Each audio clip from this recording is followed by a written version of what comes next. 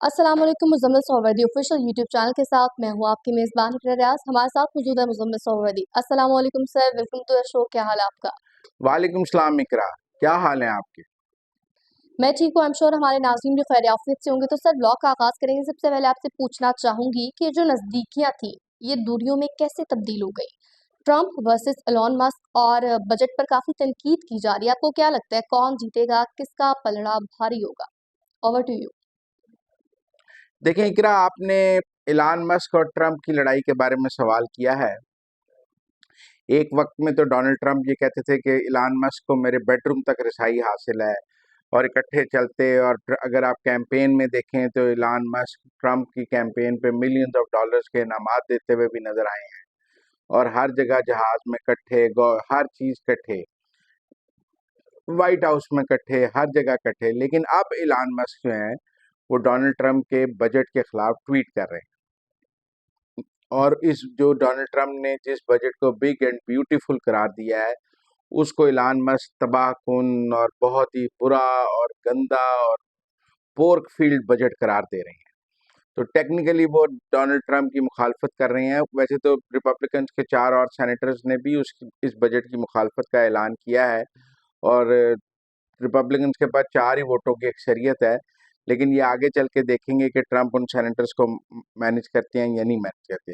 लेकिन असल सवाल है कि इलान मस्क और ट्रंप की क्या लड़ाई है।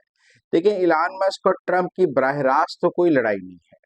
इलान मस्क एक डॉज डिपार्टमेंट बनाया था जिसका काम था खसारा खत्म करना, हुकूमत में बचत करना। ट्रंप ने उसको वसी इख्तियारात दिए। उन्होंने कहा हम $1 ट्रिलियन की बचत करेंगे।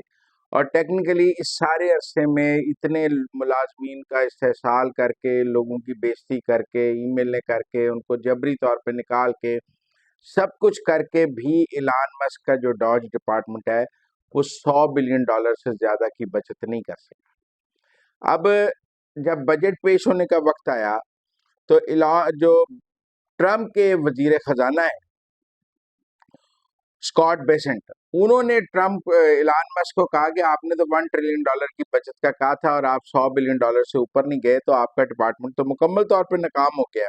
अच्छा, ये सारी स्टोरी जो है ना वो सदर ट्रंप और रिपब्लिकन पार्टी के सबसे बड़े हामी पॉडकास्टर जो है ना, अमेरिका में भी हामी मुखालिफ पॉडकास्टर्स होते हैं। सिर्फ हमारे यहाँ नहीं होते कि ये पीटीआई का पॉडकास्टर है, ये एंटी पीटीआई है, या ये प्रो पीएमएलएन है, ये एंटी पीएमएलएन है। अमेरिका में भी pro Republican, anti Republican, pro Democrat, anti Democrat podcasters वहां भी मौजूद हैं। तो जो रिपब्लिकन और ट्रंप के सबसे बड़े हामी पॉडकास्टर हैं स्टीव बैनन, उन्होंने अपने एक पॉडकास्ट में इलॉन मस्क और वजीर खजाना स्कॉट बेसेंट के दरमियान हाथापाई और लड़ाई की खबर ब्रेक की है, जिसकी अभी तक कोई तरदीद नहीं हुई। उस लड़ाई में कहते हैं ये व्हाइट हाउस के अंदर लड़ाई हुई है, चीफ ऑफ स्टाफ के दफ्तर में, वो ओवल ऑफिस में लड़ाई होती रही है, हाथापाई भी हुई है, गालम गलूच भी हुई है, एक दूसरे को नंगी गालियां भी दी गई हैं।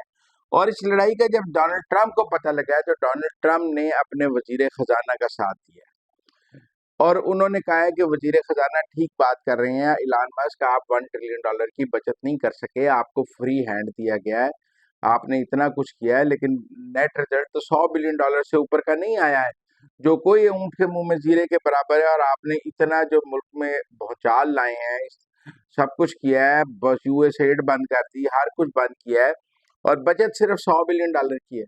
तो ये तो कोई कारकर्दगी नहीं है। अब सवाल ये है कि वो इलान मस्क के मुंह पर, आपको पता है, चेहरे पर एक निशान भी था, वो लड़ाई लड़ुई का उसी वक्त ही, जिसको कहा गया कि उनके बेटे ने मारा है।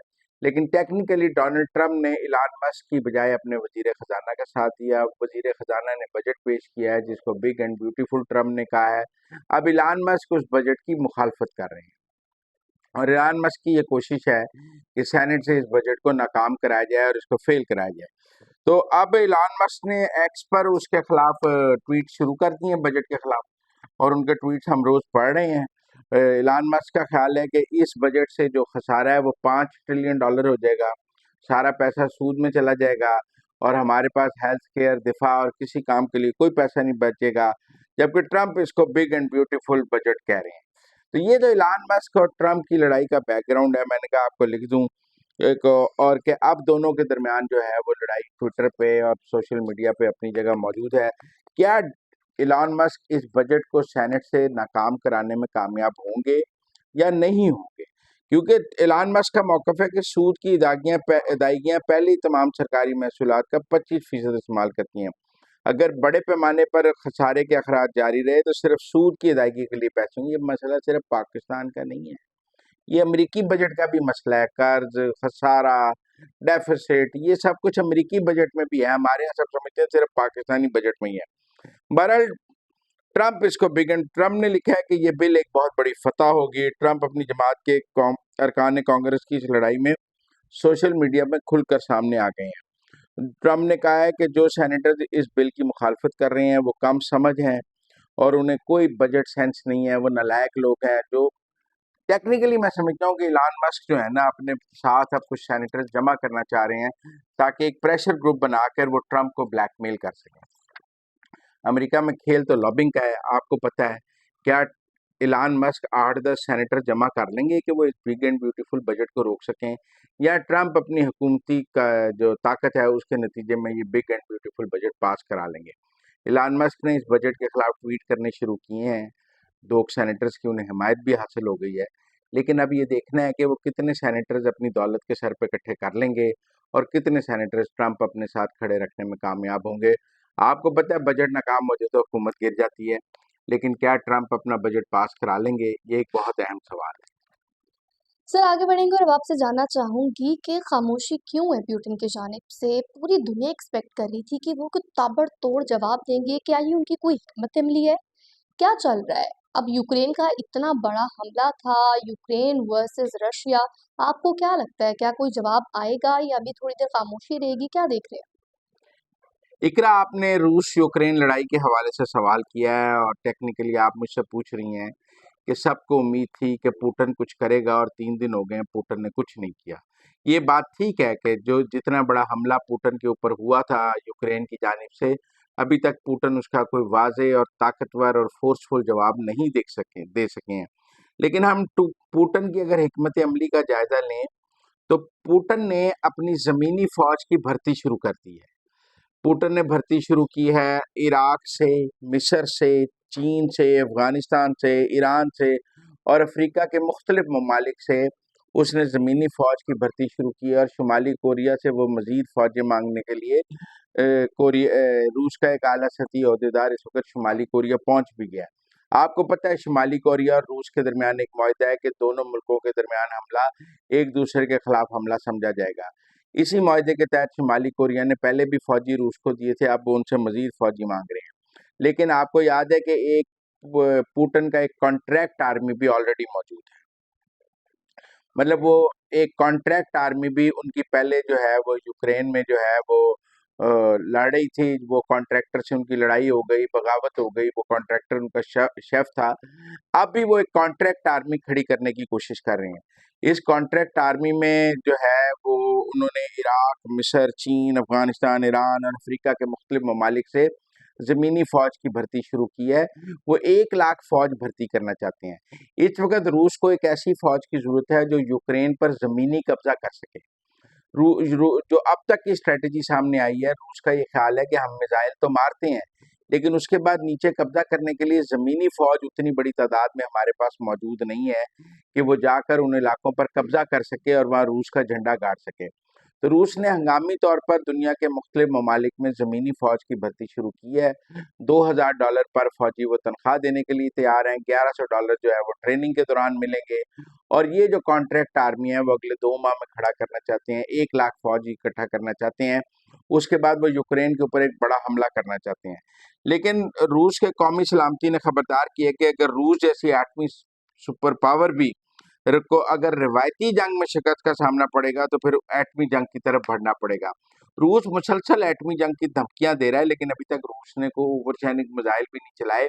अभी तक रूस जो है ना वो रिस्ट्रेंट का ही मुजाहरा कर रहा है। रूस से कोई हमें बहुत ज़्यादा का ऐसी नहीं हुआ कि रूस ने अगले दिन ही मिसाइल चला दी हों। बहरहाल रूस ने रेलवे और हवाई अड्डों पर कीव के हमलों की बहुत ज़्यादा तहम्मुल का मुजाहरा किया है। अमेरिका जो है अब इस वक़्त रूस के बदलते तेवरों के साथ नेटो से दूर रह रहा है, क्योंकि अमेरिका को नज़र आ रहा है कि पुतिन कोई सख्त फैसला कर सकता है। इसीलिए जो यूक्रेन की फौजी मदद के लिए अमेरिका और नेटो ने जर्मनी में कायम रॉमस्टन फॉर्मेट का जो एक इजलास बुलाया उसमें अमेरिका का कोई आला अहदेदार नहीं जा रहा। पेंटागन के सरबराह ने भी इसमें जाने से इनकार किया है। अमेरिकी वजीर दिफा भी उसमें नहीं जा रहे, जूनियर लेवल का एम्बेसडर भेज रहे हैं, क्योंकि ट्रंप का ये ख्याल है कि जो अब यूक्रेन ने किया है इसके बाद हमें मजीद पुतिन को नाराज नहीं करना चाहिए, वरना एक बड़ी जंग शुरू हो सकती है। बहरहाल दुनिया को पुतिन के जवाब का इंतजार है। पुतिन ने अभी तक वो जवाब नहीं दिया जिसकी उनसे तवक्को थी। वो क्या इंतजार कर रहे हैं? कुछ लोगों का ख्याल है वो ज़ेलेंस्की की तलाश में है, वो ज़ेलेंस्की को मारना चाहते हैं। और वो क्या कर सकते हैं? यूक्रेन में कोई ऐसी बड़ी जगह तो है नहीं जिसको वो तबाह कर सकते हैं, तो उनकी लिमिटेशंस हैं। अगर वो एटम भी चला दें तो उसके नतीजे में क्या होगा यूक्रेन में? वाहिद ऑप्शन जो रूस को अब नज़र आया है कि वो ज़मीनी फ़ौज के ज़रिए यूक्रेन पर कब्ज़ा करें, जिसका रकबा बहुत ज़्यादा है और उसके लिए एक बड़ी ज़मीनी फ़ौज की ज़रूरत है। इसीलिए उन्होंने दुनिया भर में अपनी कॉन्ट्रैक्चुअल फ़ौजी जो ज़मीनी फ़ौज है उसकी भर्ती का फ़ैसला किया। तो नाज़रीन, अब तक के लिए इतना ही। आप देखते रहिए Muzammil Suhrawardy official YouTube channel.